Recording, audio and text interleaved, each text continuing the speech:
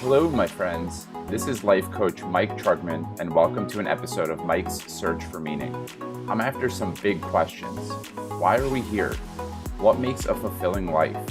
How can we grow individually and collectively? Each episode, I'll dive deep with leaders who are doing great work in the world and see how they organize their life. Books read, value systems, resources used, and stories that show how each of you can create the life and the world of your dreams. Mr. Schinik, welcome to Mike's Search for Meaning, my friend. Thank you. It's good to be here. Thanks for having me.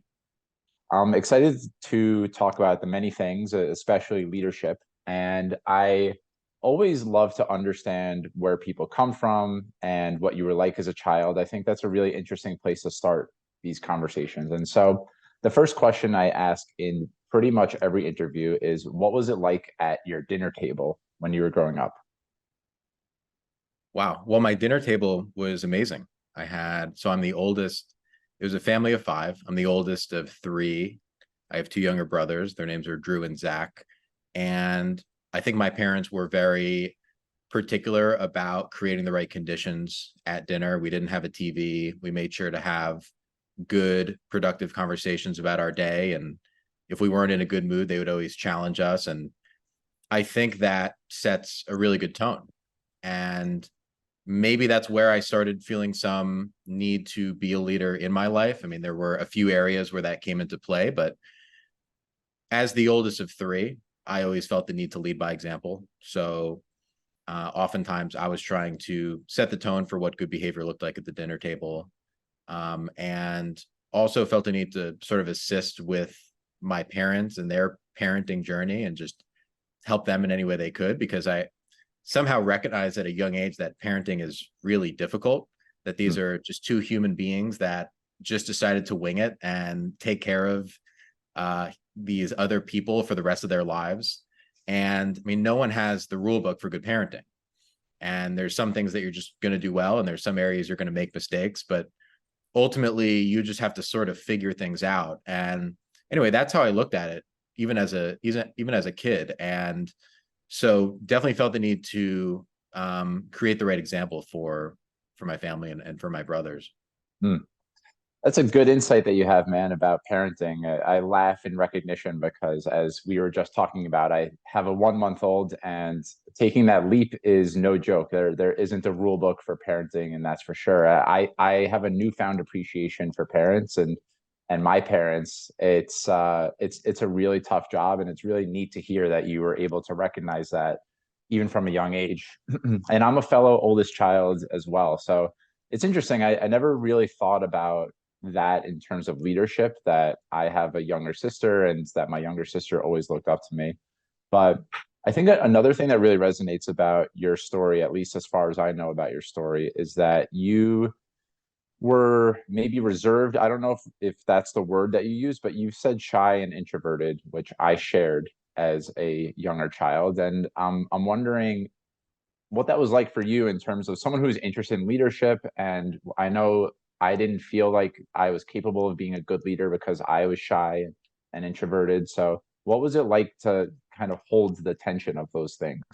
Yeah. Well, first, I want to give a shout out to you. Congratulations on becoming a father. And you mentioned you had a 1 month old, and that's incredible and obviously good timing. And if I may, I'd love to just ask you, how are you doing just in these first 30 days, and how are things going? Oh my God. Yeah, man. Well, I'll share one of the ways I look at leadership is, well, how am I doing? I'll take off the like podcast host and frame this around leadership. Parenting's hard. I've been having a really hard time with it. There's been really beautiful and sweet moments and times where I'll sing a song to my son and it'll calm him down. He's hysterically crying, and I'll sing a song to him and he calms down. And it's just this incredibly bonding moment, even though he might not be able to recognize who I am. There's been lots of moments like that where it's so sweet that I just break out into tears. And there have been, on the opposite ends of the spectrum, moments where I want to break out into tears because it's just so hard to wake up at 11 p.m. and feed him and then realize that he's still not going to go back down. So I have to spend another hour with him. And then he wakes up again in 2 hours and it's 2:30 a.m. And the sleep deprivation obviously makes it really hard to be present and to not lose my patience. And so things like patience and grace are qualities that I'm really working on practicing right now. That translates in a lot of areas in my life. And I'm realizing how high I demand out of myself and the expectations I have of other people, and how little of grace I give other people without knowing anything. Like, for example, in a work setting, sometimes if someone's being really short with me, want to I want to have the grace to say that person might be going through a lot right now. Because right now I'm going through a lot. I'm sure that I'm showing up a certain way at work. And anyway, having that kind of understanding, empathy, and patience and grace, those are things that are really top of mind for me too. And just being able to sink into the fact that sometimes life doesn't go super smoothly. I'm really good at having routines, morning routines, and getting my ducks in a row. And parenthood has showed me, among a million other things, that life doesn't always work that way. There's going to be a million unexpected curveballs. I know that in your role as a sales director, you know that there's a million curveballs. You can't plan for everything. And I think just parenting has taught me that in spades. It's just coming at me a mile a minute right now. Hmm. That's fascinating. Well, there's two things, and then we can get to your question. I'm sorry to derail it. It's amazing. I love it. So, Okay, but go ahead. cool. Well, there's 2 points I want to make about parenting that I would just love your take on, as Mm-hmm. somebody who isn't one. The first one is I was listening to a podcast that talked about transformative experiences, which is this concept where certain things that you go through in life actually fundamentally change who you are, and in some cases very much change the self and how that can be defined.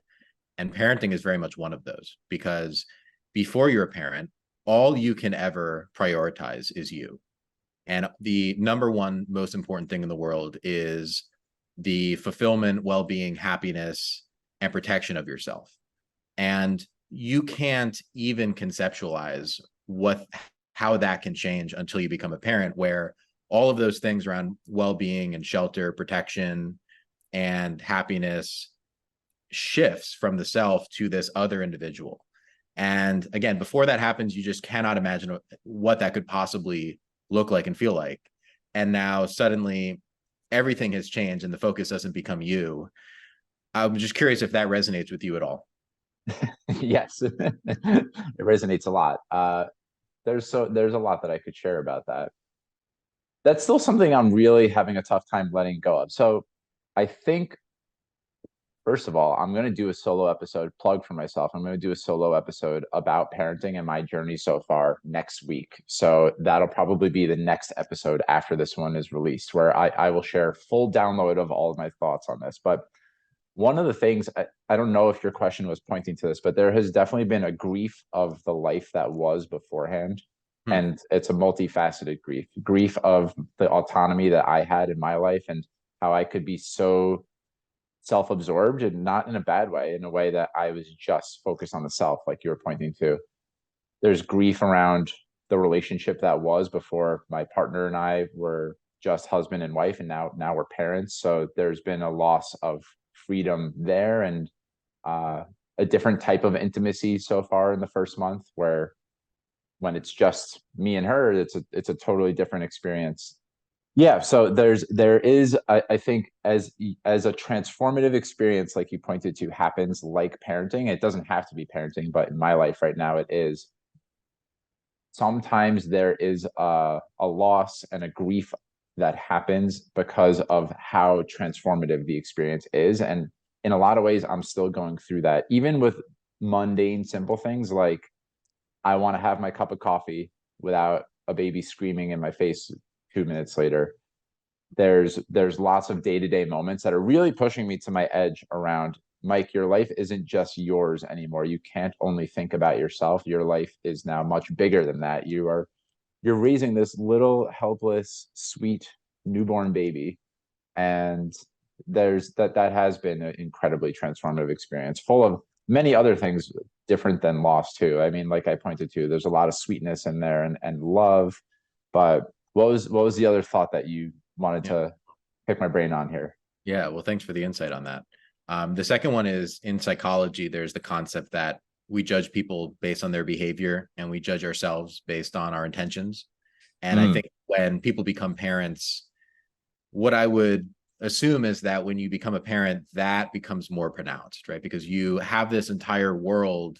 If you're going into the office or you're going to deliver a package or you're going to a restaurant, you have this entirely different world back home where you have to take care of this other human being. And that takes away from your time. It takes away from your ability to have energy and do the things that you want. And so the way that you show up is just going to fundamentally change. And in some cases, maybe in your work environment or elsewhere, you're not as present or you're not as able to be as empathetic or you're not as able to mhm, be as good of an active listener. Just so much mhm. of your energy and efforts are allocated elsewhere. And as a parent, what you recognize is, well, it's not, I'm not trying to be less good at those things. It's just that I'm incapable of it right now and my intentions are good. I'm just curious if that psychological concept has resonated more as a parent. Yeah, well, that's exactly where the grace comes in, right? It's the expectations that I had of myself pre-parenthood are just they're not quite as possible right now. I don't have the energy, I don't have the time that I did beforehand. I think there's also a level of so when I hear intention versus behavior, my intention when my son was born, I had this intention that I was every time he cried, I was going to gracefully pick him up and be there and nurture him. And of course, reality is much different than that. Sometimes I am really pissed off and really angry. And having a child has actually brought up a lot of my stuff, not some of my stuff, a lot of my stuff, my impatience, my anger, not in a way that I ever, that's a threat. I feel it's important to say that, but that I didn't realize I had access to this anger over the loss of control that I have in my life. And for example, this bed that I have right behind me where I sleep every night has also now double served as my punching bag and my yelling bag when things feel really chaotic and out of control, when I just need 2, 3, 5 minutes to move all that energy through me. There's something about a crying baby that just brings up a lot of pain in me. And one of my reactions to pain to block it off is to have anger and to try and make it stop. And so when all that energy is moving through me, I think it's important to have an outlet like screaming into a pillow, punching the pillow. And my intention before was to, I don't know, I'm going to do air quotes, but do parenting as perfect as possible, which I know is a an impossible expectation, but that's a lot of ways in a lot of ways that's how I've oriented my life is I'm going to do this the best I can. I'm going to try and avoid making mistakes. Parenthood has completely blown all of that up because it's just not possible for me to be like that. Hmm. Yeah. Well, I think this whole thing really speaks to the paradox of finding fulfillment in life because like when putting yourself in different environments allows you to see yourself from different perspectives, right? So it's like, Mm-hmm. now that you're a parent and you're presented and confronted with these challenges, you only knew how you were going to react to these situations because you're in them, right? Like you couldn't have predicted that your bed was going to turn into a punching bag or you were going to feel grief or any of these things. And so, but you need these unique experiences to have a better understanding of who you are. It's like it's almost like you're looking at yourself from different angles of a mirror. Mm-hmm. But it's a paradox because these experiences also change who we are, and we therefore we have different, as we change, we have different goals and aspirations. And I mean, you just change fundamentally. So it's like the trying new things and putting yourself in unique environments allows you to find yourself, but you're also changing along the way. It's a really interesting paradigm.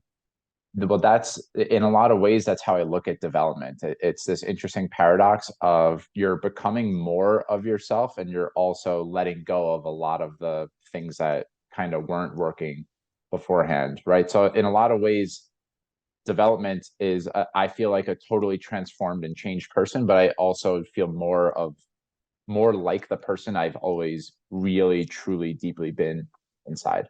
Hmm. And parenthood's an interesting way to I haven't quite thought about it like this, but parenthood definitely has helped me connect to more of myself, more of all of myself, call it some shadows of myself that I hadn't been willing to look at. The 7-year-old in me who wants to have a temper tantrum and that I've deemed immature and not me. Like I've had to really just confront that's still in there. I sometimes am totally immature and want to scream into a pillow, and there's nothing wrong with that. So uh it's an interesting insight, man. And I'm really glad that but before we jumped on here that I gave you the invitation to ask me about this type of stuff, because I don't think there is a more interesting playground for leadership than parenthood, which I'm already learning before he can even really move that many muscles in his body. Yeah, totally. Well, I mean, like I've asked people who have been in leadership positions and management roles, which so currently I'm a senior director of sales for a tech company, Indeed. And I've asked people who become parents after becoming managers, was being a manager helpful in this journey? Like, did it help you actually become a better parent? And many of them say yes. And that's interesting. Like, I think one of the big shifts in my own life was when I went from in my work, going from an individual contributor to being a manager. Because as an individual contributor, again, you're still just sort of on your own. I mean, your whole goal with the entire job is to be successful. And the only person who can stop you from doing that is you. And the only person who can actually get you to the end goal is yourself.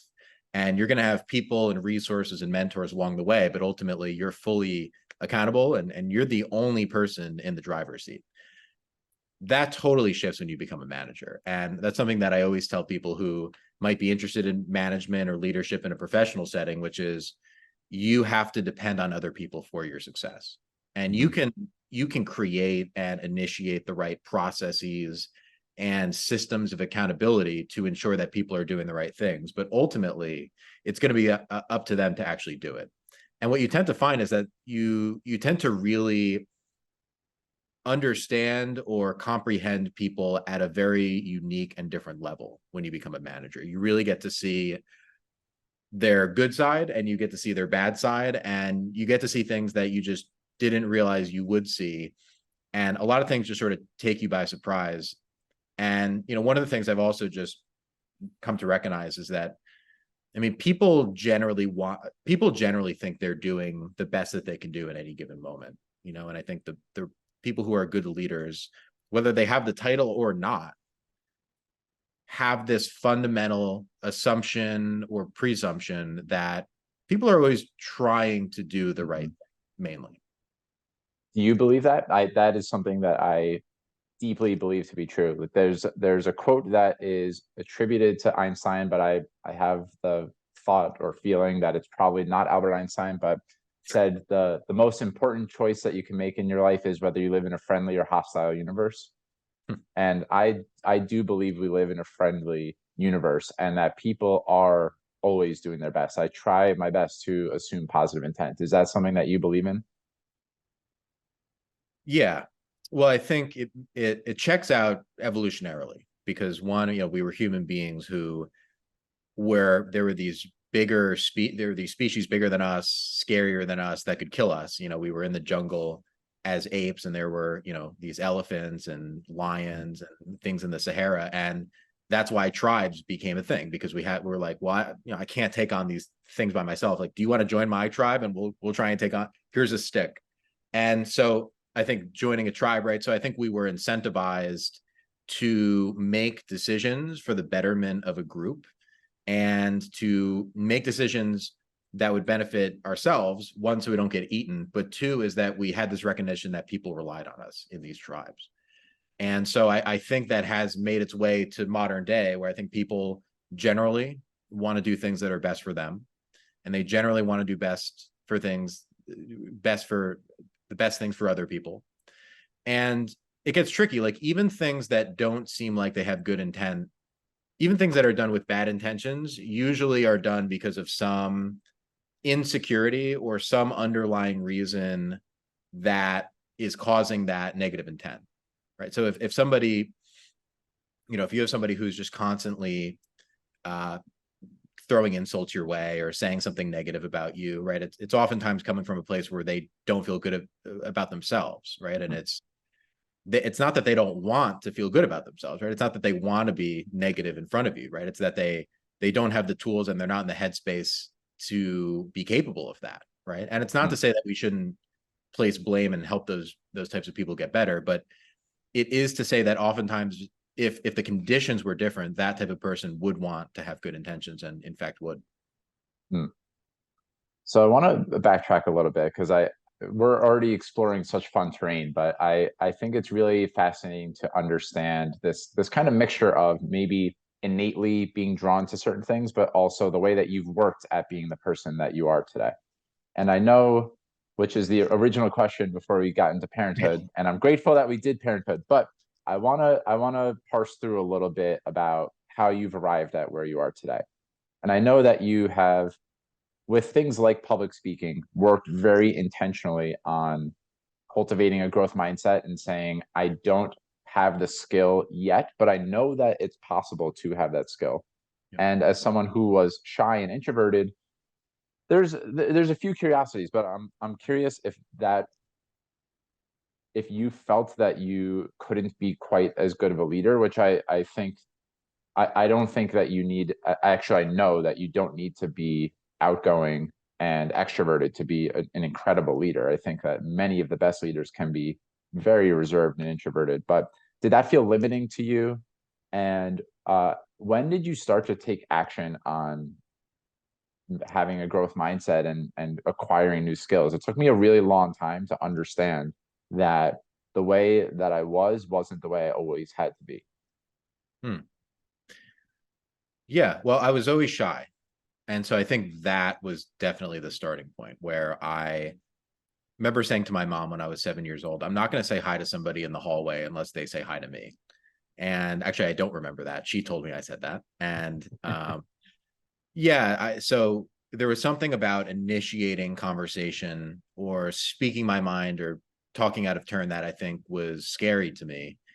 For reasons that I have not uncovered. I think in a lot of ways it's genetics, but I was definitely shy growing up. And then in maybe it was like elementary school, my grades were really bad. And that was strange because most people's grades in elementary school are really good. It's elementary school. And so my parents were concerned and they had me take these tests, IQ tests and otherwise outside of school. And there weren't any like it wasn't didn't seem to be an IQ issue or otherwise. And eventually, after a couple of years of these tests, what I was diagnosed with was called mixed expressive receptive disorder, a mild version of it, which essentially meant that there is a disconnect between what somebody says and how I interpret the information. And furthermore, there's a disconnect between what I'm trying to convey and what's actually being conveyed to somebody else. And this was a really bad formula for a classroom setting because you have the teacher who's trying to explain something to you and you're understanding it differently. And then when a test comes out, I'm trying to convey my answer and it's coming out differently from what's on the page. So it was like this double whammy. And so my grades were incredibly poor in elementary school and middle school. And I applied for these like learning extensions, these like resource centers that they provide oftentimes in public school. And I was declined those resources. And so I switched to a private school in high school going into 11th grade. So from that, I became really introspective as a result of this. I felt this incredible disconnect between my own intellectual capabilities and how I was actually performing. And all of my good friends, and I went to a pretty good school where people did pretty well for the most part. My friend group had very good grades, and I felt like an outlier because I was with getting bad grades. And this combination of shyness and introspection, I think, is what made me introverted. And although it is a personality trait, so it's not necessarily environmentally impacted, but the way I see it is I became more introverted as a result of this. And I just I created the space where I really dug deep into who I was and why it is that I'm different from other people and this sense of adversity that I was trying to overcome. And looking back, it doesn't feel like it was a huge thing. I mean, my grades were poor and I figured it out, and then I ended up going to college and eventually got a job. But I remember in the moment it was really difficult. whether it was depression or anxiety during that time, it was difficult to try and figure out who I was in those moments. Hmm. So it all stemmed from that. And I viewed teachers really as the leaders in my life. And I felt like in some cases they had sort of failed me, even though in many instances it wasn't necessarily their fault, but it felt that way. And that here were these people who could give me guidance and help me be successful, but they weren't able to do that. And I was denied again the resource center at the school, and it didn't feel like people were on my side to help me be successful. And this instilled just a very intense feeling of, I just don't want people in my life to feel the way I did. And Hmm. so for a while, my journey had been figuring out how to build myself up so that I can help create a life and an environment and a space for people to feel like they have the resources to be successful. And that was what, from there, my passion for leadership just exploded. I mean, that was really the single goal for a while, was to become part of an organization where I can work my way up and then have a team of people who I can continue to build up. And from there, I felt I would be able to feel fulfilled, which, as we can talk about, did. Yeah. Well, I'm curious about a lot of things, but what did you learn about yourself when you started to dig with who am I, and were there support systems in your life? I'm placing myself at when I was 17 or 14, or even when I was 20 in college. It just, I think that there was an appetite in me for that. I really wanted to discover more about who I was, and I felt like an outlier like you did, but I just didn't have the wherewithal to make any profound sort of self-discovery. I wasn't really ready for that until a little bit later in my life. And even when I felt ready, I needed a lot of support in my life. So I'm curious about, like, if we double click on discovery of who I am and what fulfills me, what did you learn about yourself in those moments? Yeah. Well, my big hero is my mom, because she is the person who was deeply interested and concerned, but interested in helping me really find myself. And so she, first of all, went to bat for me from an educational standpoint with moving me to a private school. I have all these memories of us, driving around, checking out different private schools, and I would be there for the day and meet the kids. And so she was kind of just very focused on making sure that I had what I needed. She was the one who took me to several psychologists and psychiatrists who would conduct these exams to run these assessments on things around personality and possible disorders and any sort of disconnect that I was feeling. But lastly, she's also a therapist. So she was a psychology major and became a licensed clinical social worker. So she's deeply interested in the human mind and behavioralism, why people act the way they do, and connecting the dots between looking at somebody's behavior and then the personality traits and the underpinnings of why it is that they're making those decisions. And so I think a lot of my interest in intrigue and introspection came, one, because she is like that, but two, because she's interested in that and pushed me to be engaged in that type of thought. So shout out to her. That's a big part of it. What I learned about myself back then, I mean, I think the biggest was just that I am somebody who's introspective. And Hmm. it took me a while to recognize that not everybody was thinking in the way that I do. And one of the exercises I would do was just write a lot. And I would write down my thoughts and feelings and things I was insecure about, or goals that I had, or things that were on my mind. And so I got into writing really early. And none of my friends were doing any of those things, right? They were more focused on other things and their own goals, but I don't think they had that level of introspection that I had. And I think also what it allowed me to do was to be able to communicate some of these high level thoughts and have really good conversations and dialogue about, like, why are we the way we are? Why do we act the way we act? And what are some of the reasons that people say the things that they do? So just by looking at myself, and then I think I can oftentimes generalize that to other people. And sometimes I'm wrong, but a lot of times there's some good models you can use to kind of understand why people are doing things. Mm. Well, just a reflection that I have about this, because it seems really common that when someone's confronted with a challenge or a learning disability, that a lot of times it becomes in some way a gift. And maybe it's just the fact that you confronted a challenge in the first place, but it seems like not only did you confront the challenge, but you actually, in a way, made it your strength. Like you've turned it into empathy and understanding of different people and the way that we're all wired a little bit differently. And I think it's really fascinating that there, from a young age, there seems to be a yearning to be normal, air quotes again, to kind of be like the rest of the crowd, but actually a distinguishing factor of, hey, I'm not really a strong student, and that actually has some advantage. I can't see it right now, but there's some advantage to this. It seems like it's actually turned into an advantage in your life. It seems really common in entrepreneurship. Like in the beginning of my personal development journey, I listened to a lot of entrepreneurs who were dyslexic or in some way really had a hard time at school. I know this is true for Gary Vee, and we could have a whole separate conversation about what success even means, but a lot of folks are able to turn the thing that's a challenge and make it a gift. And I'm curious, in this conversation, I can already sense how good of a listener you are. There's ways, these little things that are happening, like you're mirroring back what I'm saying with the exact words that I used. You're very present. I'm wondering, and I know that I've alluded to this, that you've built skills in public speaking. You're very eloquent, very articulate. What are a couple of ways that you actively built these skills that it seems like weren't inherently, innately present for you when you were younger? Well, thanks for the compliments. That, yeah, means the world that you recognize that and would say that. So thank you for that. Of course.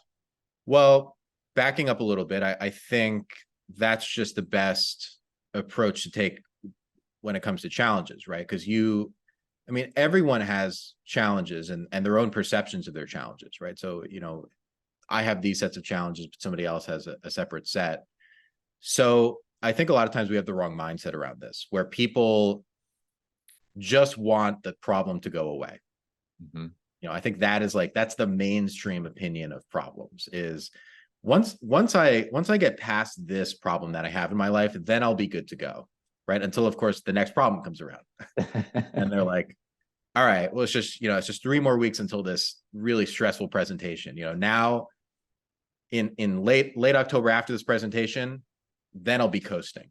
It's like, okay, well, then something else comes around. You're like, you get sick and you're like, okay, well, once I get over this flu, then I'll be good to go. It's like, the problem is now it's been 40 years of you saying that, right? So Mm-hmm. I think what's important for people to stop and to recognize is that it isn't the fact that problems exist. It is your own perception of those problems. And almost all problems can be used to equip yourself to improve moving forward. And there's some outliers towards the end of the spectrum where things are very high suffering and unfortunately have disastrous effects on people's lives. So I'm not referring to those, but really anything before the high impact ones, usually your problems can help, you can turn those into things to help improve yourself. And a lot of times too, it has a lot to do with your own feelings of competence towards those problems. So a lot of times the reasons that problems can be magnified is because you have this feeling that you can't do it. And the fear of failure can be scary for people. The feeling of not being good enough can be scary for people. And also oftentimes there can be the incorrect, like I think these suboptimal ways of dealing with the problem. So, and these are twofold. One is a lot of times people will generalize problems towards other facets of their life. So they'll say to themselves, well, I bombed this presentation. I guess I must not be good at anything. Right. Mm-hmm. Or, my baby's been crying all day. I can't get my baby to stop crying. I'm a terrible father. And, I must be a terrible, husband, and I must be a terrible friend and son. And right. So that you take this one problem and now everything else in your life that you had some inkling of maybe not being great at, now suddenly all of those things go out the window. So for all of those reasons, it is so important to be mindful of what are the challenges in your life? How can you look at those? How can you improve upon those? And how can you forgive yourself if you're not addressing and completing and being successful in those areas to the extent that you want to be? And so for me, the insecurity around being shy or introverted or not feeling like I'm as smart as other people, I was able to overcome that just by working on myself, whether it was exercising more, whether it was reading more, writing more, and talking to more people. I felt like I became really social when I got into college. I joined Greek life. I joined lots of different clubs. And then when I graduated college, I went into a sales profession where, in case people didn't know, right, there's a lot of talking there. And there's, you're in my case, we were making 60 to 80 calls a day to complete strangers in an attempt to persuade them to give us money in exchange for value and time. And that is only going to continue to build that strength. That's only going to continue to build myself. And because of the fact that I was insecure about it, I wanted to improve in that area. And I think that all ties back to growth mindset, right? Which is this idea that you think you can get better in those areas, right? Just the fact that you think that you can improve in some of the areas that you're not great at or insecure about will actually change the outcome as to whether or not you get better. Mm-hmm. Yeah, one of the things I'm hearing here is that a lot of times, barring the crazy circumstances, but in most everyday scenarios, the story we tell ourselves is probably the most important part about the challenge. And I was laughing a lot in recognition because in early parenthood, that has been a big challenge for me, is avoiding the mindset of I just need to get through this and then everything's going to be okay. But that's been a recurring thing in a lot of my life until I really got more intentional about having a growth mindset and doing my own work. The whole I just need to get through this presentation, or if I only had this skill, everything would be great. Or if I only had this amount of money, everything would be great. And another amazing thing that you're pointing to, it's one of the through lines of my podcast, and one of the things that really lights me up about human behavior. I don't know exactly what the split is between what you're born with and what skills you can acquire and how your environment impacts you. But one thing I know for certain is that fill in the blank leadership, public speaking, sales, listening, they're all skills that can be acquired. They're all very learnable. And with intentional practice, everyone can get at least competent, if not really good at a lot of these things. So I'm curious if that is an attitude that, as you foster a growth mindset and inspire others on your team, I imagine you're leading a lot of people. Like, how do you help people foster that type of attitude so that it's not I'm making 60, 80 calls, I'm probably failing on a large chunk of them. How do you help people kind of have the mindset of that's okay? It doesn't actually say I'm a bad person, I'm a bad husband, I'm a bad fill in the blank. That it's just something that happens and this is the right challenge that I need to learn and grow. That type of thing. Hmm. Yeah. Well, there's a ton to say on this, but I'll start by saying that you have to get good at reframing failure for people. And oftentimes failure is seen as a bad thing. And I think we're well up to date on this by now, right? Failure is a good thing, and that's how you become successful. But I think the nuance that I think is important here is that failure is the catalyst to being successful, right? You can't know how to be successful without first making mistakes along the way. And oftentimes what holds people back from being successful is their fear of failure. And it's not like this approach to it is a little wrong. It's the exact opposite of right? Because you can't be successful if you're not understanding your failures, but then you're afraid to fail, right? So you're just going to be spinning your tires at the starting line for the entirety of your professional career. So oftentimes what I say is, a lot of times, and this is particular to managers who are trying to increase activity and productivity, oftentimes their talk track will be something like, well, you have to do more so that you can get more yeses, right? You can get more people who are going to agree to work with you and speak with you. So you have to do more and reach out more.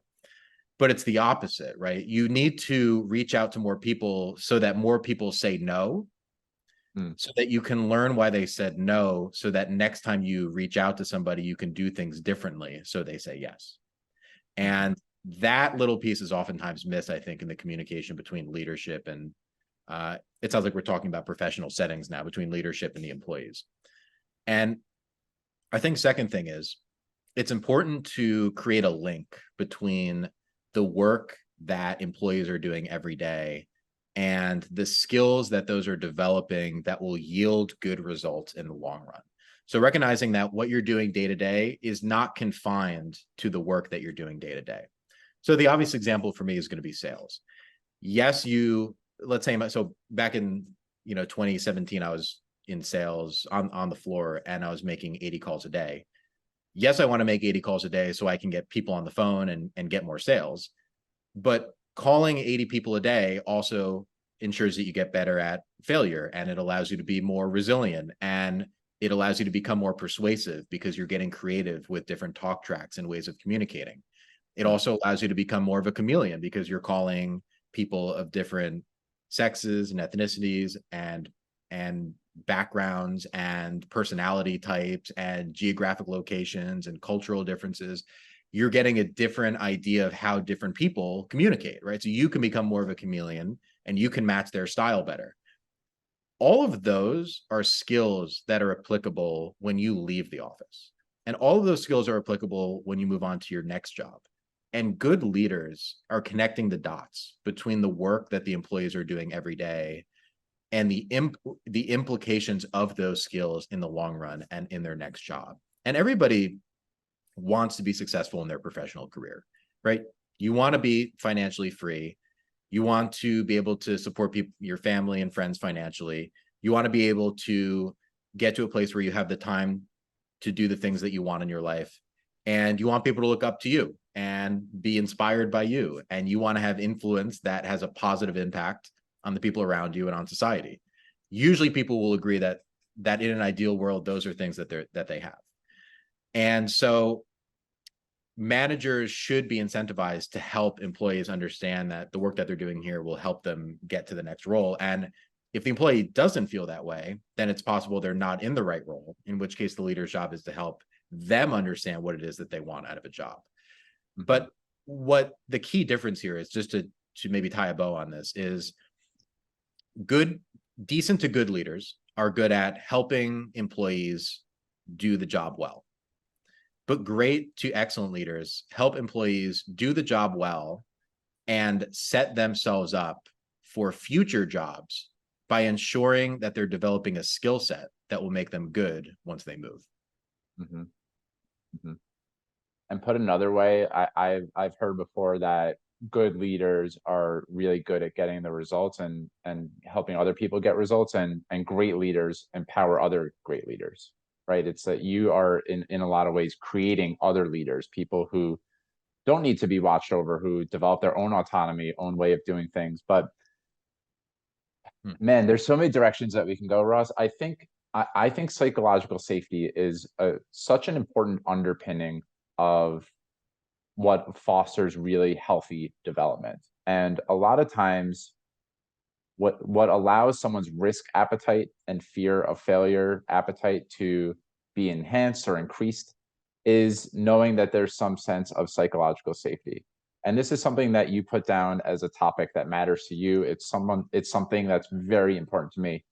So what are some ways that you look at safety when building a relationship with employees, or even outside of the professional workplace? Just what are some ways that you look at establishing safety? Because I think safety is a lot of times what underpins flourishing and success. Yeah. Well, first, just to define it in my own terms, to me, psychological safety is cultivating an atmosphere where people feel like they can be themselves and bring up concerns if they have them. So just to set that there. Yeah, there's a lot to it. I think first I want to touch on why sometimes people don't do it, which is that people who don't cultivate psychological safety, I think, have the perception that it can cause people to slack off or be lazy or not. It won't yield as much productivity as they want. It's like, well, if my employees feel safe, then won't they feel safe not getting all the work done? And the opposite is true, and we'll touch on that. But that's, I think, the initial perception. The reality is, psychological safety ensures that people can come to you if there are questions or concerns, and that they can be their authentic self. And that just branches out into a million different topics. So one is, it ensures better collaboration. Those employees are going to be working with other employees more. You want to create a space where people feel like they can share their thoughts and ideas, and it's only possible if there's safety. Like if you've ever been on, like if you're listening to this and you're currently on a team where, I mean, just ask yourself, like, could you bring up an idea to your team or your boss, just something that could work or just something you've noticed could help make the team better? Would you feel comfortable doing that?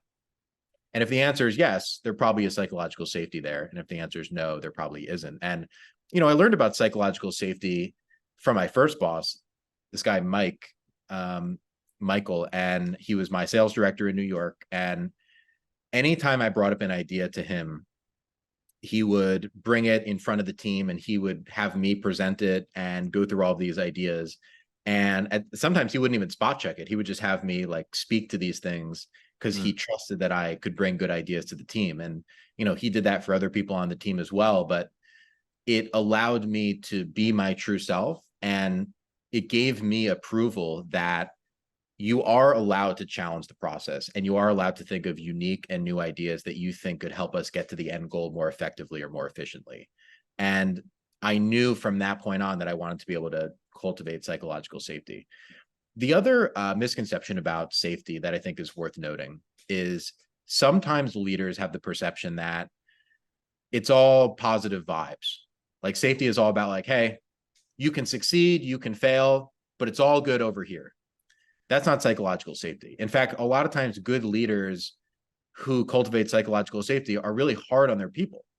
And there's a really good quote around someone, it was the coach of the San Antonio Spurs who was known for leading an exceptional basketball team, uh, who would say to the basketball players, I have high expectations for you and I know that you can achieve them.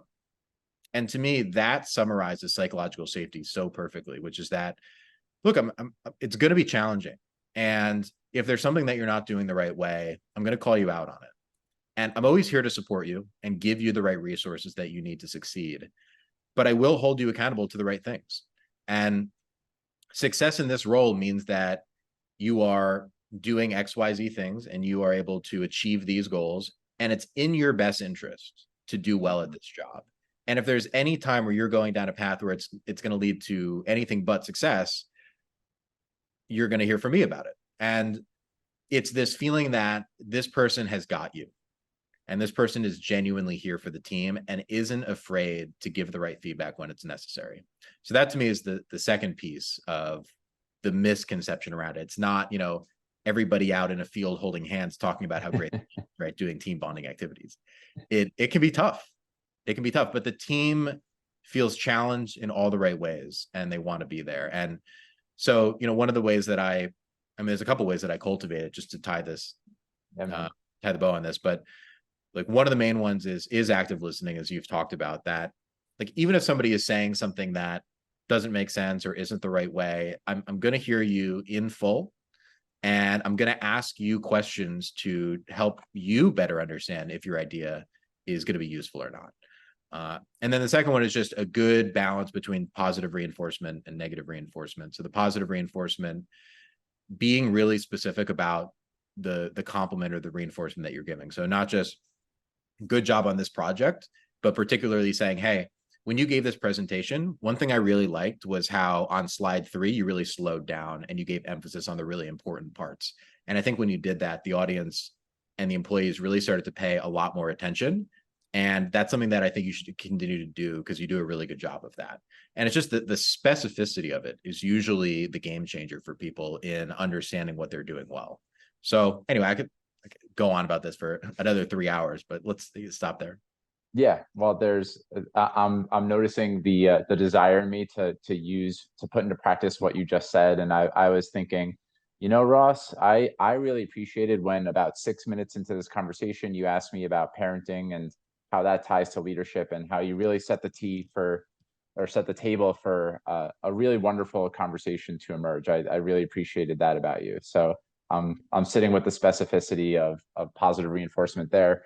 I'm also I'm also sitting with how I don't know if you look at self-love or compassion as topics of interest to you, but they've been really top of mind for me. And there's a similar misconception about each of these that they are squishy and holding hands in the field, like you said.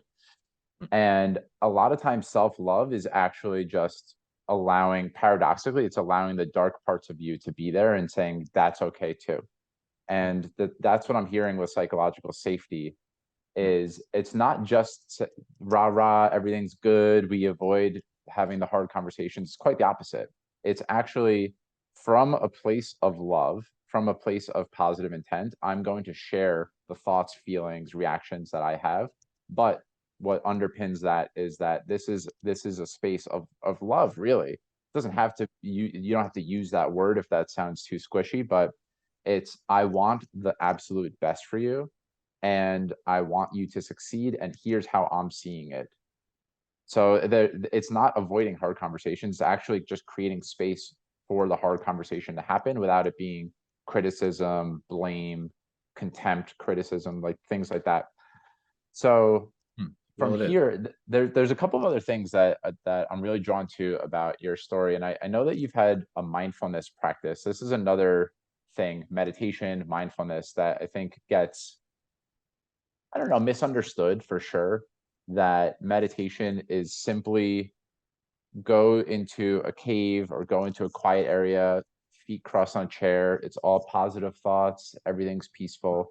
That Yeah. has not been the case for my mindfulness practice, but I know that you've been really actively using that to better yourself. And I'm curious if you could just talk a little bit about your mindfulness practice. Yeah, thanks. Well, just to close one loop on the self-love piece, because just, yeah, it was such a good topic. It is love. Like the end state of leading a strong team is love. And there's many reasons for that, but I just want to touch on one, which is like your, regardless of the team that you have, that is your team. And you are spending your time and attention working with that team.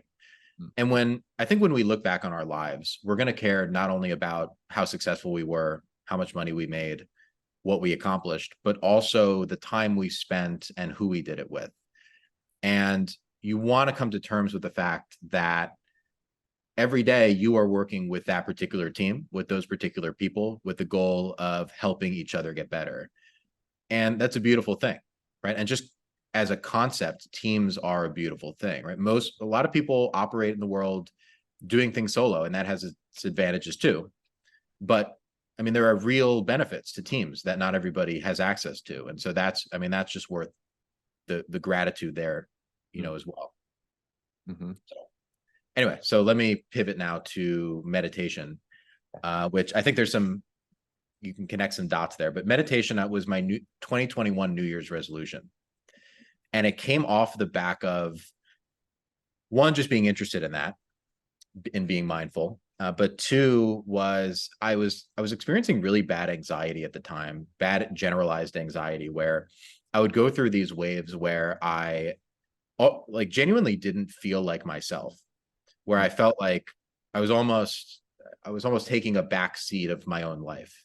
And during these, there were these, they would come in waves, and a wave could be anywhere from like 7 to 14 days. And during those experiences, I felt I had trouble listening. I had trouble being eloquent and talking about the things I was trying to say.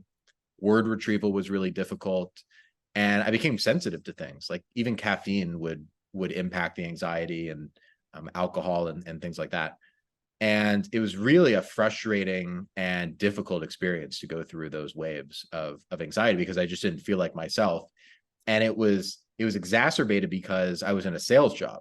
So I'm like, okay, now not only do I have to experience this anxiety, I have to like pretend I don't have it to try and get this person to spend money. And it's difficult to be persuasive when you're anxious, right? It's difficult enough to just be yourself when you're anxious. It's a totally different level when you're trying to like have to like interact with this other person and like try like the back and forth of it and the social grace involved with it just all became very foreign when I was going through these bouts of anxiety. And I was like, I have to solve for this, which I think does go back to self-love. I think when you're in the face of challenges, you don't want to you don't want to just recognize the problem that you have. You also want to work on solutions. And so that's what I did. In 2021, my New Year's resolution was to meditate. And originally I was using, and still am, but only on occasion, using an app where it was about 20 minutes a day. There was an intro course involved, and I did it. I've been doing it every day since the start of 2021. So I'm going on about 2.5 years of meditating every single day, with the exception of maybe 3 or 4 days. And for me, the meditation journey has come in many different waves. So in the first wave, there was just this acknowledgement that I am constantly thinking, and Mm, I'm thinking without even noticing the fact that I'm thinking. And it's weird, there's a strange duality involved where you're involved in some sort of task or you're doing something, but the back of your mind is thinking about something else. And Sam Harris, Sam Harris is the creator of the app that I use, Waking Up, but he has a really good example around this where he does this when he's public speaking. You might be listening to this podcast, but you're probably thinking about something else, right? Like what did I have for what should I have for lunch today? Or did I forget my phone in the car? I could have sworn right.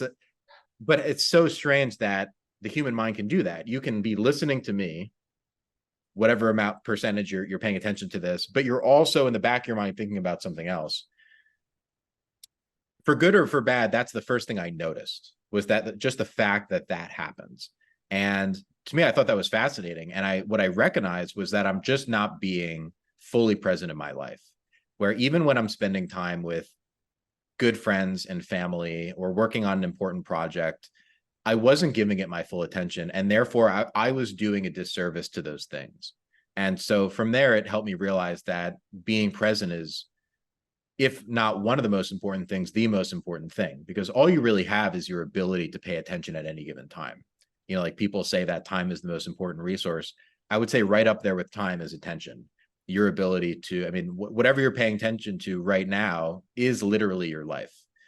And I mm. had felt like that was being fragmented by thoughts that were just roaming around in the background. And so the first step of the meditation experience was just recognizing that that was going on and just being accepting of that.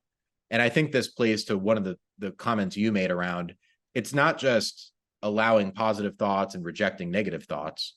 It's just the observation that you are thinking. And then you can notice the thought and you can watch it go away. And it's part of this broader experience of consciousness, right? In the same way that you can feel the table in front of you, in the same way that, you can feel your face with your hands, in the same way that you can hear the birds chirping, so too can you notice thoughts. And in fact, those thoughts are appearing in the same space as all of these other objects of meditation. So that was the first wave. And then the second wave was when the thoughts would actually stop. And once you do this enough, where a thought arises and you notice that the thought arises, and you can even do some reflection about it. Like, so, shoot, I didn't, complete that deadline this morning. Okay, why did that thought come up? Because I didn't complete the deadline, because I should complete the deadline, because I care about my job, because my job gives me fulfillment. My job gives me fulfillment and allows me to be financially free. Okay, that's why the thought came up. Now watch the thought go away. And you can just keep doing that exercise until eventually no more thoughts are going to come up. And that, I think, is where true psychological freedom comes from, is this just pure acknowledgement of all of this stimuli that is out of your control. And you can sit in that and be free. So that was the second phase. And then there's this third phase, which is a little bit more, it almost sounds a little bit more metaphysical. But the third phase is, you notice that you're not controlling any of this. And in fact, there is no concept of the self, right? That you feel like you're the rider up here, but in fact, everything is just appearing in this open space. And so, I mean, we could talk more about that. That's a little bit different, but I think the first two is parts that will resonate more. Yeah, I mean, I'm all for going all the way there on this podcast, so that we never need to hold anything back. I'm down to get into the metaphysical, but yeah, man, I don't think I've ever done a deep dive into Sam Harris's work, but I've listened to him on podcasts before, and I am familiar with his work, and he is an absolute student and teacher of consciousness. And I'm just wondering, we can get into the metaphysical, but a lot of times the barrier into entry for meditation is that it just kind of sucks in the beginning. It's really hard. And a lot of times, if we have been overthinking, it's meditation is exactly the thing we need, but it's also the hardest thing to do. Meaning, sitting still and just allowing all the thoughts that maybe you're trying to bury or avoid and just allowing them to be there can actually cause pain, not just psychic pain, but even sometimes physical pain. I'm wondering if there was a certain amount of time in the beginning that it took to adjust to it, or if maybe you had laid enough groundwork in other areas that you just took to it pretty quickly. Like what was the journey like for you in terms of January 1st, 2021? I'm meditating.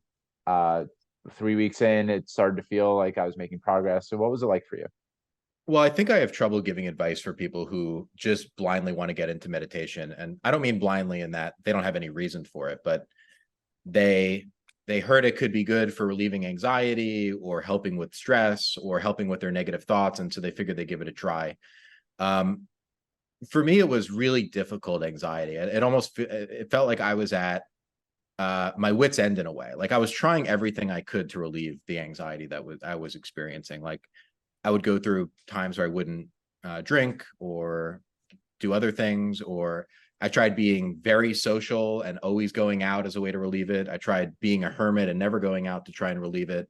I tried changing up my diet. I tried different types of exercises, and it just felt like nothing I would do would help me overcome this anxiety. And when I came to grips with the fact that, well, maybe it's just the way I'm actually thinking about the anxiety, that's when I got into it. But it was coming off the back of this essentially suffering was what pushed me into that. I feel like I had no other choice. So put differently, I don't know how I would have gotten into it if it was any less severe than that, Mm. because there's a lot of research on this. Tons of people love trying meditation, and then after around the 3 to 5 month mark, they drop off. And I don't fully know what to make of that. I think it's difficult for people to. It takes a long time. Like even Mhm. after 90 days, you could feel like you've made no progress. But I guess the one thing I'll say is the particular app that I used, which is Waking Up by Sam Harris, is particularly good, which is not a sponsor, uh, but it could be one day.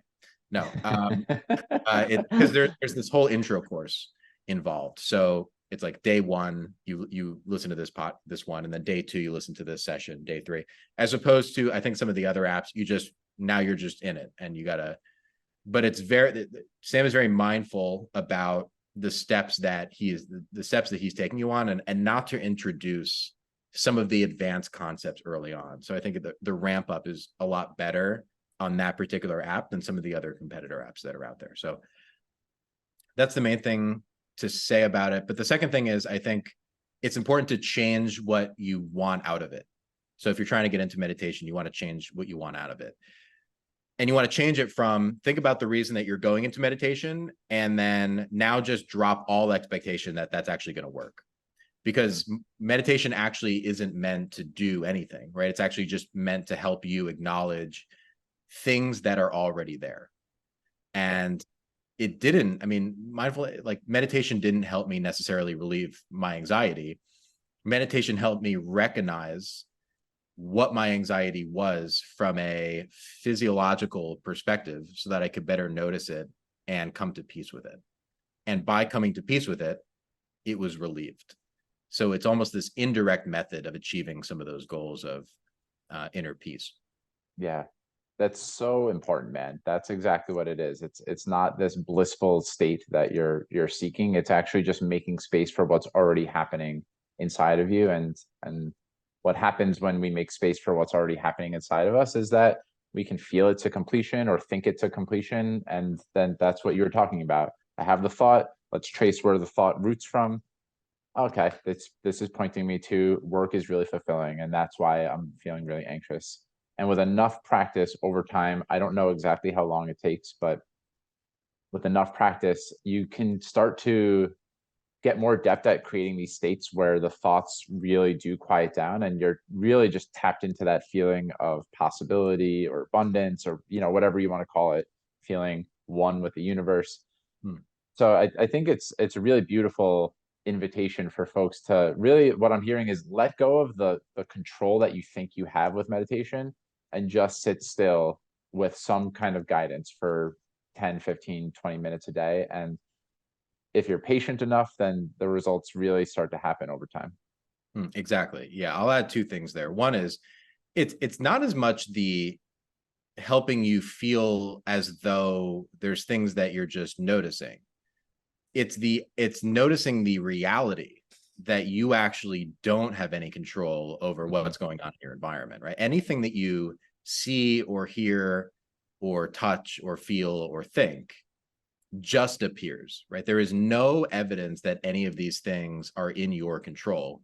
And it's easy to just do a quick experiment on that, right? Which is no, here, listen to something going on in the room and now stop listening to it, right? And you can't do it, right? Because again, you're just noticing it. And it's the same thing with a thought, for example, right? What are you going, like, there's always this good question in meditation, which is, what are you going to think next, right? You have no idea what you're going to think next, right? And so that right there is proof that thoughts just arise, but they feel like we think them.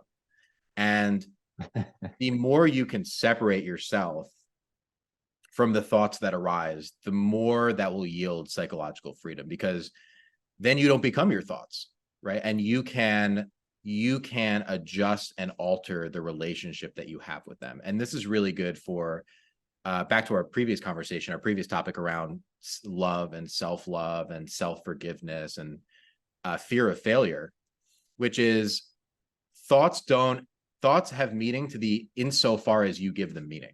So if you're telling yourself that, well, I didn't do a good enough job, I must be a failure, that isn't you, right? That is a thought that just arose for reasons that you can give recognition to, right? Maybe that thought arose because you think you're a failure because this has happened a few times, but there's many more times that you'll get to try and be successful, and you're hard on yourself, right? Maybe your parents were hard on you and now you're hard on yourself, and that's what you've learned your whole life. So thoughts come from not necessarily what you're just thinking in the moment as you are conditioned as this person from a long history of genetics and life experiences that are yielding these thoughts in every moment. And people who meditate to a degree have changed and altered the relationship that they have with their thoughts such that they can equip themselves to form a relationship where they can continue to build themselves up and not get bogged down and so invested in every thought that arises. Mm. Well, there's at least a couple more things that I want to make sure that we fit into this conversation. I know that we've been jamming for a little bit, and there's a few things that I'm really drawn to that we haven't really we've started to press on them a little bit, but I want to do a deeper dive on. And one of them is just around what creates strong cultures. I know that you read a book called The Culture Code. I think it's by Dan Coyle. And there are three factors in that book that point to how, regardless of the industry that the organization or business is operating in, that leads to strong cultures. Could you speak a little bit to that? Yeah, well, I'll say that you want you want in a professional setting, you want to build a strong culture. And maybe actually just to bounce quickly back to you, should we talk in terms of like professional settings or just culture in general? I'm here for whichever way you want to go. I Okay. think that they're largely intertwined anyway, but I mean, I never read the culture code, but my guess is that it's talking more about professional settings. Is that right? Typically, and I guess it depends on what professional setting, but yeah, like an example is a basketball team. Hmm. The basketball team is an example, and I believe the CIA even is an example. So anyway, just teams in general. And he talks about these three core components around safety, vulnerability, and purpose. And so we've talked about safety a little bit. People feeling like they can be themselves and they can confront you if they need. And I just want to add why culture is so important. I think oftentimes too, this is sometimes a misconception where in any business, there is the culture and then there is the business side. And it's almost there's two different facets of leadership in any organization. There's the people leadership and there's the business leadership. The people leadership is how well can you inspire and help people collaborate and empower them and bring them together and help them achieve their goals.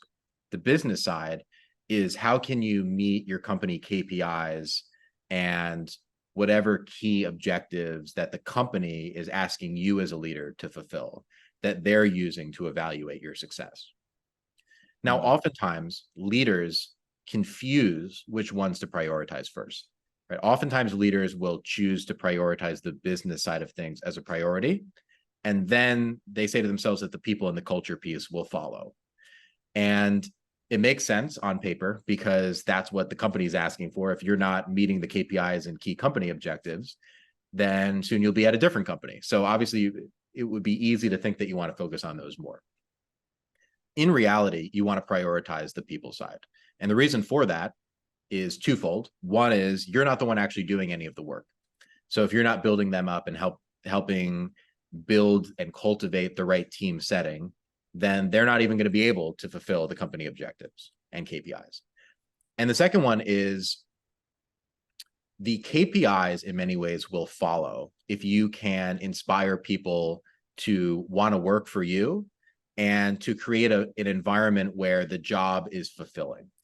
And it's also a good differentiation between like short-term and long-term strategy. It's actually a pretty decent short-term strategy to focus solely on the KPIs and objectives and then focus a little bit on the company culture at a later date.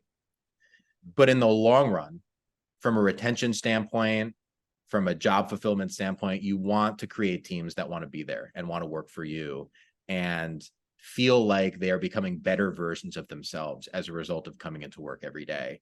That is a much better long-term strategy to prioritize that. And so just to set that foundation, we talked about safety. The second one is vulnerability, which is this idea that you want to create an environment where people are willing to be open about insecurities and things that they aren't necessarily good at. And one of the key strategies that it talks about in the book is you want to lead by example when it comes to vulnerability. So oftentimes leaders will think of themselves as, well, I have to have all the right answers. And, if I show any signs of weakness, then they may just take advantage of that. But in reality, you want to be the one who leads with some of the things that you're not good at and just be like, hey, everyone, I'm human. And like it's a company run by human beings and I'm a human being. And like everybody else, there's things that I'm good at and there's things that I'm not good at. And so I always recommend to managers, one of your first meetings that you should have with your team is a slideshow where you're outlining a list of things that you're particularly good at and a list of things that you're actually working on as a person. And this allows people to really recognize that you have a growth mindset and that you can be empathetic when an employee might be approaching you with things that they're trying to work on. Because the reason that this is also so critical is you can't just be a rock, because then you'll never actually understand what employees need to be successful. They're going to hide it from you. Because if you don't create a space where they're willing to come up to you and be like, hey, I'm sorry, I actually, I'm really good at these things, but I can't seem to wrap my head around, how to organize these spreadsheets, right? If they don't feel comfortable doing that, you will never know that they're not good at that, right? And you won't understand the nuances of why they aren't good at that in the first place. And so you have to be open about things you're not good at because they will mirror that. And then you can work with them on the actual things that are preventing them from being successful. And then the third one is purpose, which is this idea that we talked about earlier too, where you want everybody focused on a common goal. And that's by definition what leadership is. Leadership is influencing a group of people towards a common goal or vision. So by definition, but purpose is huge too, because again, it's not just the day-to-day of the job and achieving what the company wants to do and what will help them be successful. It's also this idea of upskilling and developing people and helping them recognize that the work that they're doing is going beyond their day-to-day. It's also helping the greater organization achieve their company mission, but then it's also helping them use this position as a stepping stone, if they want it, to fulfill and become better at certain things in their life later down the line. And those three things are things that I've been laser focused on with my directors. Those are things that I'm instilling in each of my managers to ensure that they're cultivating teams that check off all three of those boxes. And to me, that's the best long-term strategy, which is utilizing those three, cultivating that space, and then and only then focusing on the business side of things. And they'll be damn good at it if you do the first part the right way. A lot of what you're saying reminds me of the book Drive by Dan Pink. I don't know if you've read it or are familiar with it, but one of the things that I took away from the book is that he calls it carrots and sticks, which to me is money or extrinsic motivators, extrinsic rewards. They're really good in the short term, like you were saying, and they're really good at helping people who are doing very repeatable, not very creative tasks do the job better and more efficiently.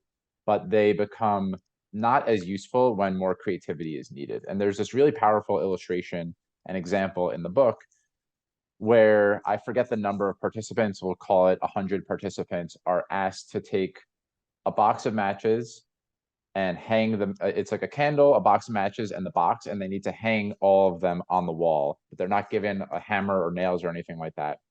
And there's a diminishing return actually when people are told extrinsically about like you will get this much more money if you do this job. I think there was actually a negative impact. I could be totally misquoting this, but I think the point still stands true. When people were in touch with their intrinsic motivations, their autonomy, their freedom, I forget exact. I think purpose is one of them in the book too.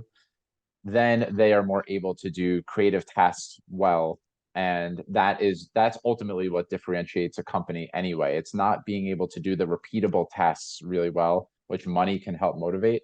Motivation really comes intrinsically, and when people are intrinsically motivated, they are way more capable of innovating and creating and doing all the things that actually advance the business, which is what you're speaking to. If we take care of the people and understand what drives people and not focus so much on the result that needs to happen and people just as a mechanism to achieve the results, then everything ends up being better anyway.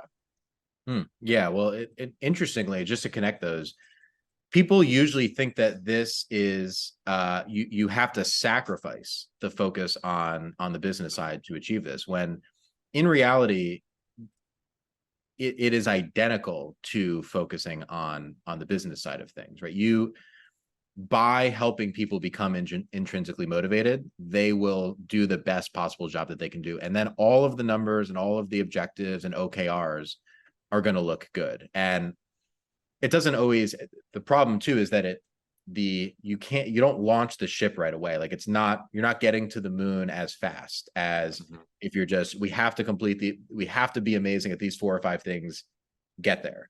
That'll get you there pretty quickly. And, that also yields more burnout, which is a whole other thing. And there's strategies around burnout. It also helps prevent burnout when you're helping employees become intrinsically motivated. And also they will more consistently be more successful for themselves and for the team in the long run. Well, this is probably not exactly related to what we were just speaking about, but it's come up a couple of times and they're such important topics. And success by no stretch of the imagination guarantees fulfillment and happiness. And I think it's really important to understand what actually drives fulfillment and happiness. And you're a student of both, and I would love to spend at least most of the remaining of the conversation going through what constitutes fulfillment and happiness for you and your studies of it. What are some general guidelines you've seen for what actually makes a fulfilling and happy human life? Yeah. Wow. I'd love to, if it's possible, could I bounce this back to you? I would love to hear some of your thoughts on this as somebody who's been on this journey. And I know you've talked to a lot of guests about this particular topic. And obviously you're going through a big moment in your life, becoming a father. So, I mean, has this journey changed for you in the last 30 days or so? And how so? Hmm. There's multiple questions in there. Yes, it has changed in the last 30 days, but in general, I think fulfillment and happiness, it constitutes of a lot of things. One is, what are some things that bring me joy in my life? This is something that what my child right now, he's not old enough to be exploring with things that bring him joy, but I imagine in the very near future, I am going to see lots of simple things that bring him lots of joy. And in my journey, I've just put so much emphasis on professional success as being the driver of my fulfillment. And that is just so empty and missing so many other dimensions. I like happiness and fulfillment are, in my estimation, can be 20-legged stools. There's just so many things. So one is joy, or maybe you could call it play, just things that you do that are meaningful to you, or that I do that are meaningful to me, that regardless of the outcome of the thing, they just bring me joy, that I love doing them. In terms of professional work, there's being of service to other people, being part of something that is bigger than yourself. I think in my life, I've been really focusing more on spirituality and my inherent interconnectedness. Like COVID has really highlighted the fact that we are so interconnected, and that my own fulfillment and happiness in isolation is kind of a myth. It doesn't really exist. And Hmm. so if I'm only focusing on myself, this is something that has certainly shifted in the last 30 days. If I'm only focusing on myself, that is, again, missing a large component of what makes a really full, fulfilling life. Connection and relationships are crucial. Those are maybe some of the most important aspects of it. So being connected with people that I admire, feel safe with, look up to, can really be myself with. And then I think there's some really basic stuff like loving myself, connecting with myself, understanding what matters to me and acting on what matters to me. And there's a level of improvement, like being excellent at things that are meaningful to me, and developing skills is something that brings happiness and fulfillment. Looking at challenges as, or obstacles as, teachers in my life, and being able to see everything as being a benevolent force that's here to help me and support my growth in some way. Being committed to growth brings me lots of fulfillment. Enjoying process over results. And then, being connected to the earth, being connected to nature, eating well, exercising, all these things that contribute to my well-being, those are much more important, even though I know as I say this that my life isn't completely aligned, and I'm really working on this constantly, that I do spend a lot of my time trying to achieve professional success, and I know that that can be hollow, but the conditioning is so deep that it's just this constant looking, unlearning, focusing on it. And anyway, those are some thoughts about what fulfillment and happiness look like to me. Hmm. Nice. Thanks for sharing those. Yeah, the last one was interesting in that, yeah, there's this tug and pull where, we want happiness to be all this whole inner peace concept, but some things were just conditioned so hard to want. Mhm. And whether it's that we're evolutionarily wired that way, or we had some a family member who was just so adamant that we should pursue a certain direction in our lives, that we just can't help but feel that we're not fully successful if we don't achieve that thing. And in some cases I think that's fine. Like, I think everybody should have one thing that they kind of obsess over, that they want to do in their life. And I just think the key is not having too many of those things. So Mhm. you can have one thing that you really obsess over. So for you, it sounds like a few things, but the one you just mentioned is around professional success. And, I share that as well. I want to feel fulfilled in my professional career and inspire and influence a large number of people, Mhm. uh, and continue to be a leader to those around me. And but the challenge is you don't want to have too many of these desires, right? And this goes back to old Buddhist wisdom around, desire is suffering. But I think it's good to just obsess over one really big one and let all the other small ones go. And there's also a really good quote. It's not peace of mind, it's peace from mind.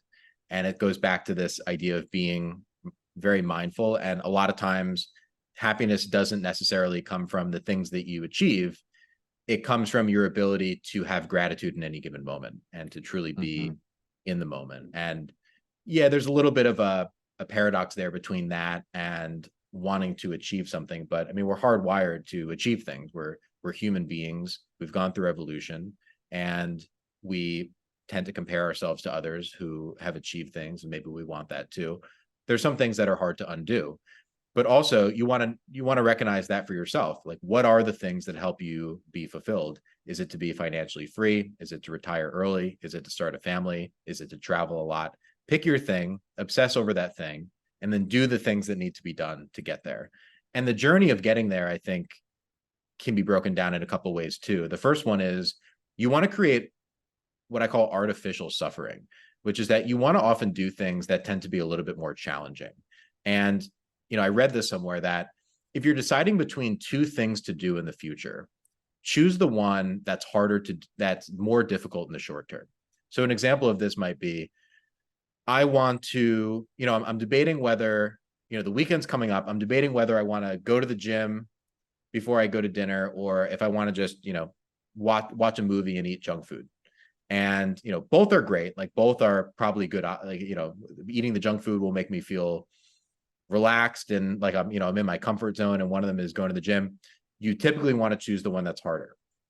And so going to the gym in that case, and always doing things. So back to artificial suffering. So that could be in the form of exercise and like physical suffering in that case. It could be in the form of things that maybe you feel like you're inferior to others as a result of having that. So it could be like you're not as good at socializing or public speaking. Maybe you want to sign up for a Toastmasters, or maybe you want to sign up for a running club on a Sunday where you have to talk to all these people. And then, so oftentimes putting yourself in situations where you're suffering artificially will help you be more resilient in the long run, because whether we like it or not, there's going to be things in our lives where we're going to have to be resilient, right? Even if life is amazing right now, unfortunately, there's circumstances that come up, whether it could be the health of other people in your life or certain circumstances financially. You're going to go through tough times. And you want to be able to build yourself up to a point where when you're going through those challenges, you're able to be more resilient and be there not only for yourself, but the people around you who may be going through those too. And so the journey to happiness and fulfillment is conversely or contradictorily filled with moments of real challenge and struggle, right? Yeah. It's not this easy way. And I think that is different from, I mean, I think there's short-term happiness and there's long-term happiness probably. Like short-term happiness are like these moments that we get where things are great, right? Like maybe you're eating popcorn and it's like the butter on the popcorn is so good. And now you're like that moment is just so nice. But now you're in 2 minutes, you're done with the popcorn. And those are fine, but ultimately what we want to strive for is the long-term happiness and this idea of feeling fulfilled and peace for mind. And in order to achieve that, you want to go through things that really challenge yourself and digging deep and being introspective about what might be holding you back from that. And then putting yourself out there and going out of your comfort zone and trying new things and failing and being awkward and all of the things that come with that journey, right? But you got to take the first step. Yeah. Well, something I want to say about, I want to share about gratitude and artificial suffering. With gratitude, that is definitely one of the major underpinnings of happiness, is that when you want what you already have and can really celebrate who you are, where you are, what you have, all of that, that seems to be one of the core staples of happiness. In a lot of people that I've studied, it's a gratitude practice. And there's the paradox again of, well, if I'm really grateful with where I am, isn't that going to hold me back from obtaining more? And I actually think that it paradoxically has the opposite effect. When you feel really okay with where you are, there's it coming from this place of abundance. You actually can go get more, but you also are not attached to wanting more, if that makes sense. So gratitude is a huge one for me too. I'm really glad you brought that in. And with artificial suffering, it sounds like choosing the hard thing and knowing that the hard thing is in service of the greater good, right? It's not just doing a hard thing for the sake of I'm gonna go scrape my knee as hard as possible because that's gonna make me a tougher person. It's, yeah, exercise is good for my health. Health matters to me. I'm gonna go do that hard thing, even though I don't like it as much. It's not gonna feel initially as comfortable as sitting down and enjoying a movie and having some junk food. So I know that that was the come from and what you were saying, but I wanted to explicitly make it clear. But I'm not hearing that you were saying just go do a hard thing for the sake of it. But if it's in service of something that is helping you become better, that you know is helping you become better, that's a powerful combo. Well, I think people have a deep down, they have a pretty good instinct of what's holding them back, Yes. and the fact like that is the journey, is how do you break through that, right? And sometimes it feels impossible, like you need to go out there. And so I'll just use the example of maybe you're feeling isolated, and the key to happiness is like building a community or a network around you. And so you want to sign up for all these different clubs, but now you're just home and you're watching a movie, right? And you just feel like you can't get up. That's the journey. How do you get off of the couch and out the door somehow? And then there's strategies around that, right? Like one of the strategies there could be like incrementalism. I don't know the actual word for it, but I think that fits, where just do something small and make some progress every day. So like if you have Mhm. social anxiety and you're trying to get, socialize with people, maybe the first day you just walk out the door and you ask someone what time it is. And then you go back up and you go back on the couch. And then the next day, you drive to a convenience store and you have a 2-minute conversation with the clerk. And then the third day, you sign up for something and then you go for 30 minutes and then you leave. And then the fourth day, you sign up for something and then you stay for the whole thing. And then the fifth day, you go to the thing and then you get somebody's number. And then now you have a friend that you can meet up with on the weekend. So doing just research on different strategies to help ensure that you can actually make progress from point A to point B, I think is critical. Mm. Well, Ross, is there anything that we haven't spoken about so far today that you would like to speak about now, bring into the conversation? And if not, I just have a few more questions for you. Well, I've been personally, just something that's been top of mind recently is this idea of a reverse bucket list. Have you ever heard of that? Go for it. I don't think I have. Yeah, I think I was reading about this where this was absolutely fascinating. And I think ties into our conversation around desires, which is that you don't want to have too many desires and too many wants. And I think that's a course to being unhappy. Not to say that you shouldn't have a couple big ones that you want. But the reverse bucket list is not writing down a bunch of things that you want to do in the future. And actually, there's been talks about like want that just adds the things you want, right? You want to travel to this place and do that thing and accomplish that. And again, there's a time and place for that, and it's good to want things. But having too many can impede your ability to actually feel fulfilled and happy. And the reverse bucket list is actually a list of things that you want to stop wanting. And so one of the things that I've been experimenting with recently is cold showers. And Mhm. so one that's linked to a ton of really good research around health that I'm not the expert in, so I won't go into. But essentially, the warm showers are great, and but it's a desire, and cold showers are much better for you. So first of all, it's just beneficial to do it. But what I've been practicing is just waking up in the morning and turning on the shower, and whatever the temperature is, I just walk in right away.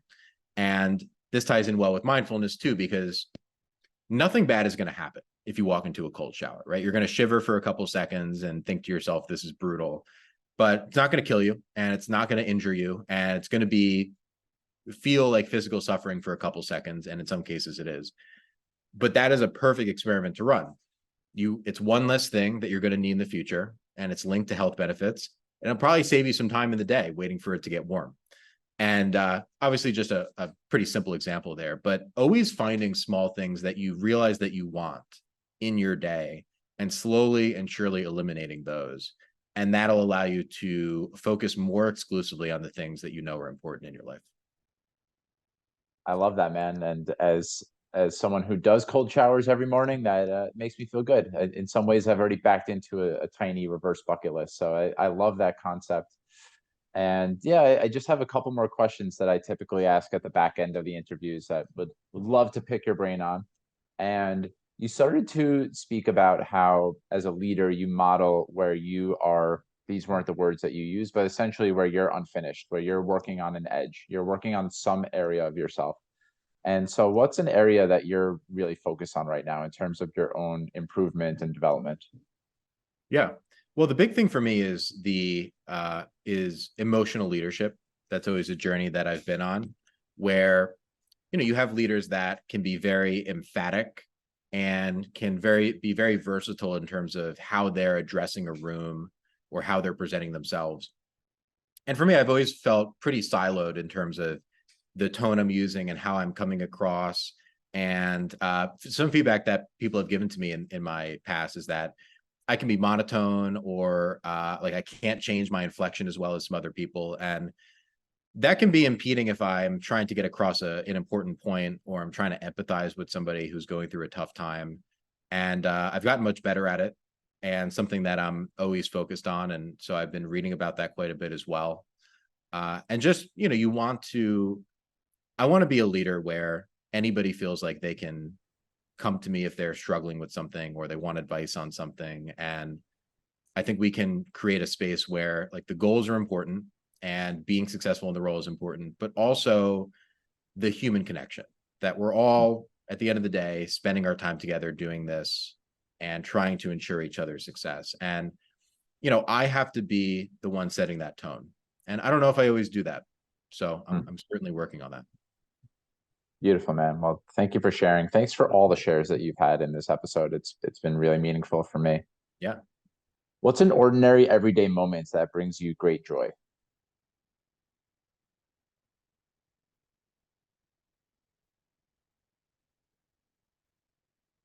Walks. I Mhm. would say, I mean, after Andrew Huberman's suggestion around, taking walks for, or just getting sunlight anywhere from 8 to 10 minutes a day, I've started walking a lot more. I went to DC a couple weeks ago and with my girlfriend, and we walked around. I mean, we would spend we walked like 8 miles a day around downtown and walked around the museums and walked around Georgetown. Beautiful city, by the way, but walked around there a ton. And just recognizing that one thing that I was talking to my girlfriend Madison about this, and one thing we observed was our conversation quality actually changes when we're on the walk. And like we'll be relaxing at one of our apartments, and the conversation is fine. Like there's nothing particular about it. But the second we start going on a walk, all of a sudden we're talking about the psychology of why we do certain things throughout the day, and some sort of work dynamic or some thing that she's working on or I'm working on to help feel more fulfilled day to day. And it's one of those, like, you can have your cake and eat it too, because you're outside and you're getting exercise and you're around other people and you're engaging in good dialogue, and it's just a win-win all around. And speaking of time and attention, I mean, it's just a great use of time and attention. And for those who meditate, it's actually walking meditation is a really good strategy, because it's a totally different experience. And for some people, it actually allows them to be more mindful, because the environment in front of you is constantly changing. I think sometimes when it can be really stagnant, if you're just sitting in a room and it's stagnant, it can be easier to have thoughts arise, or more thoughts might arise and more distractions, because there's less stimuli going on. But when you're walking, there's a lot more in your physical environment that you can focus on. So you can focus on your knees that are bending. You can focus on your feet that are moving. You can focus on the fact that things that were once far away are slowly getting closer over time. And then you can just sort of notice all those things and recognize that you're not in control of any of that. And so it could really put you in a really peaceful place when you are mindful and you're going for those walks. So a little bit more than what you were asking for there, but that's why walks, I think, have been really big for me. Yeah, it's awesome, man. Walks have been really big for me too. And it's reminding me, I think it was Steve Jobs who famously took a lot of his important calls on walks, because there's just something that happens in our brain when we're outside, we're getting sunlight, we're moving around, that the synapses in our brain are firing in a different way. And we have more interesting conversations, better insights. So it's a cool thing to share with the audience. When you hear the word success, who is the first person that comes to mind?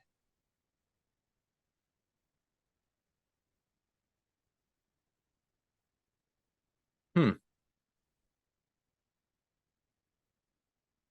I would say my mom, Hmm. because she, like me, had her challenges, and I think really found herself in her life. And I think part of my own journey of understanding who I am and learning what I need in my day to day and in my life to feel like the best version of myself and to do the things I want to do, came from her strong desire and ambition to find that in her own life too.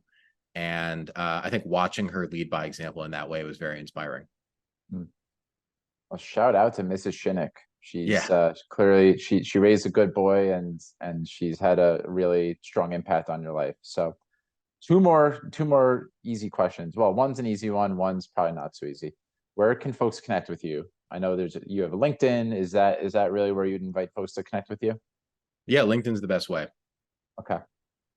And then the final question that I ask in every interview, this is not easy, so I don't know why I said it was easy, but the podcast is called Mike Search for Meaning, and I would love to hear in your words what it means to live a meaningful life.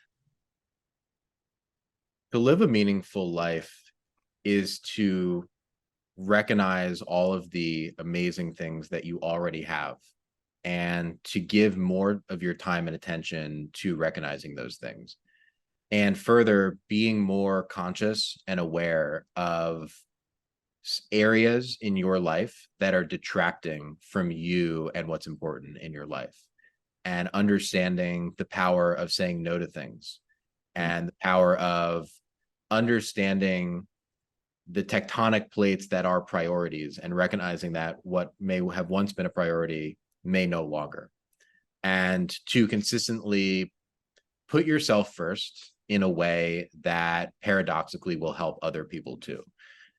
Recognizing that you don't need to set yourself on fire to keep other people warm, Mm. and understanding that being laser focused on what will help you in your life, recognizing that you are worthy and deserving of meeting and achieving those things in your life, and then recognizing that by doing those things, the people who love you and care for you will also lead a better life, knowing that you have done all the great things for yourself. And I think all of that stems from this continued journey around being present in each moment, recognizing that the future and the past, anytime those, anytime that you are thinking about those things, it's always just a moment in the present that those thoughts are arising, and creating a relationship with you and your thoughts such that you are aligned with what you know is right for you, and being able to put all of those other distractions aside. Mm. Well, Ross, thank you for being present here with me for the last 2 hours or so. There's been many quotables, lots of downloads of insight in this episode. I just appreciate the student that you are of yourself and of human behavior.